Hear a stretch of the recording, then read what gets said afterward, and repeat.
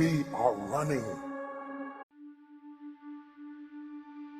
The idea that Mark Zuckerberg runs Facebook is a joke. I mean, have you seen those staring eyes in absolute terror and that bewildered face when he's being questioned on Capitol Hill? I mean, the idea he's running a company like Facebook is ridiculous.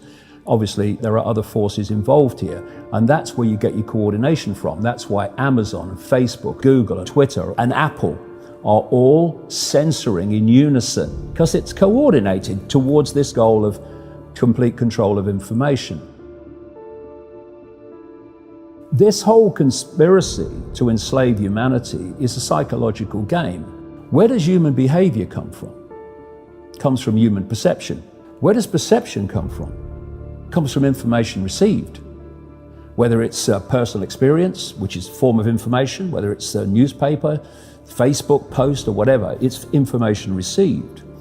Now, if you go deep in the shadows, beyond the politicians, you reach that level of this web where they understand, A, how reality works, they just don't want us to know, and B, how the mind works, how psychology works. And what we're looking at, because it's a few manipulating so many, the only way that you can achieve that is by controlling the perceptions of the many, and by dividing and ruling the many as well. But you've got to control the perceptions of the many. And to do that, you control information. How long could you live without your smartphone? You can't put your phone down. And if you do, within a few minutes, you pick it up again because you're addicted to it. So are you controlling that bit of technology in your hand, or is that controlling you? That's controlling you. People became addicted to Facebook, and Google became by far the biggest search engine. Then came the point where, yes, the internet is the central pillar of human society, and it's now irreversible. Who are you going to go to if not them? Who are you going to go to get any numbers watching your videos if not YouTube, owned by Google, of course? So now we're in a position of power and strength. Now the internet's going to become what it was always planned to be. Now Facebook and Google and Twitter and Amazon are now going to be what they always planned to be, which were gatekeepers on the information that people can see and hear.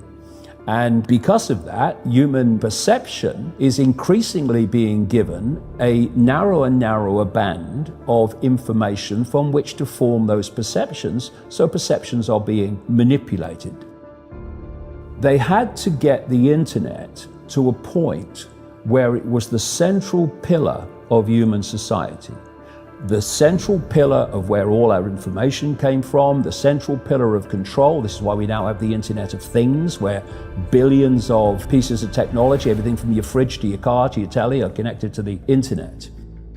We've been through a process of preparation, of getting people, first of all, stage one, addicted to technology that they hold, holdables, smartphones, tablets. That's basically achieved. I mean, you just have to walk through a city and you see the addiction. And they're targeting specifically the young. Why? Because the young of today and the children of today are going to be the adults when they want to bring this AI connection in full blown. For that to happen, they have to get people addicted to technology to the point where they'll accept it and where it's the most natural thing in the world. I'm coming up 67. I was born in 1952, so I have a compass. I know what the world was like before. People being born into the world now, this is the only world they've ever known. And so they don't have that compass of what the world was like before. Well, this is the world and technology, and this is how it works. So the first stage is to get people addicted to technology to the point where, at the most extreme, they'll get up in the dead of night and they'll queue, stand in line outside an Apple store to get the first of the new technology. And what they want eventually, and not too distant into the future, is people basically lining up to be connected to AI. In the same way that people in Sweden now are having parties to celebrate someone being microchipped, right? So the next stage, because the idea is to get in the body, the next stage is to get on the body. So we went from just holdables, we went to wearables, we went to Bluetooth and Google Glass and Apple Watches and all these other gadgets that go on the body now. even what they call electronic tattoos that are basically microchips on the skin. And the next stage is to go in the body, which is already starting in places like Sweden. And the idea is to take this on, and people like Ray Kurzweil, who is a Google executive, I mean, Google and Facebook are really at the cutting edge of this stuff. People think it's a social media operation only or a search engine only. No. This whole Google group now, which is given the name Alphabet, are absolutely at the cutting edge of this whole AI technology. So is Amazon. Amazon got contracts worth hundreds of millions of dollars with the CIA and the Pentagon for cloud services and stuff. Yeah, they have massive data services. Massive, yeah. Consumers don't see. So the idea is to take this on, and what Kurzweil is saying, and he claims an 80% success rate in his predictions of incoming technology. The sales pitch is, when we connect to artificial intelligence, we'll be superhuman. That's what the sales pitch is. That's his sales pitch. Right. That's going Siri, to be the sales pitch. Alexa, all these things. Yeah. Well, I'll come to them in a second. They're very, very interesting, very important. Okay. So what you've got is the idea that connect to AI and you'll become superhuman intelligent. No, you'll become subhuman intelligent. You'll become a vehicle for artificial intelligence. And whoever controls artificial intelligence will control the perceptions of every mind that it's connected to. These Alexas and these Echoes and these so-called office assistants or personal assistants, you start to interact with them as if they're human. And now they're bringing in internet-connected toys for kids, even little kids, and Barbie dolls. They can actually have conversations with artificial intelligence. They're now bringing in these synthetic robots that are looking more and more like humans, a lot of them coming in from the East. And this is a whole psychological process of familiarizing us with artificial intelligence, to getting people to interact with it until it becomes the most natural thing in the world. What, is this a positive thing? What if it makes us live better lives? Could it be?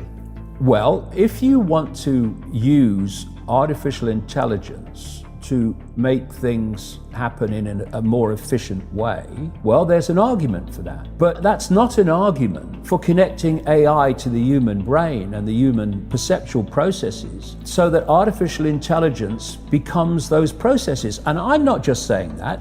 Ray Kurzweil says this: by 2030, the connections will start to be made between artificial intelligence and the human brain. And the human brain will be connected to what he calls the cloud.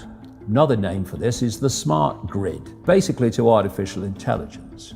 And he says this too, because his sales pitch is it will be fantastic, it will be superhuman, that as time passes, artificial intelligence will be more and more of human thinking and human perception until basically it's the totality of human thinking and human perception, at which point we won't be human anymore in terms of the consciousness processes we are using today. We will be artificial intelligence. And this is the assimilation I'm talking about. And the point is that if you are connecting the human mind to a grid, a global technological grid, that grid can be centrally controlled. It will take at the center point very, very few people to run it, and even fewer to decide how it's run. I have a kind of very simple rule of thumb.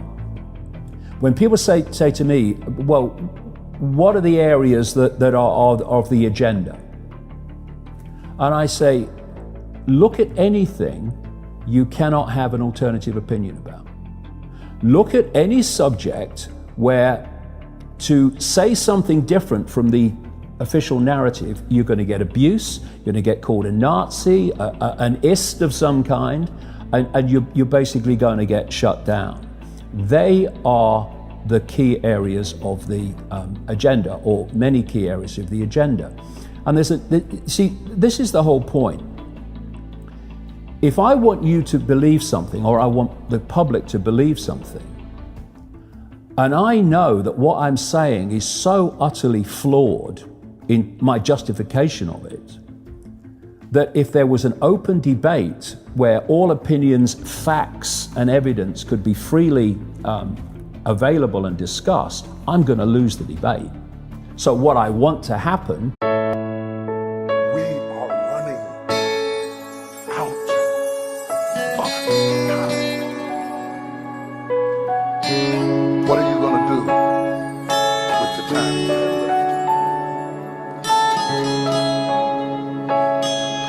last thing.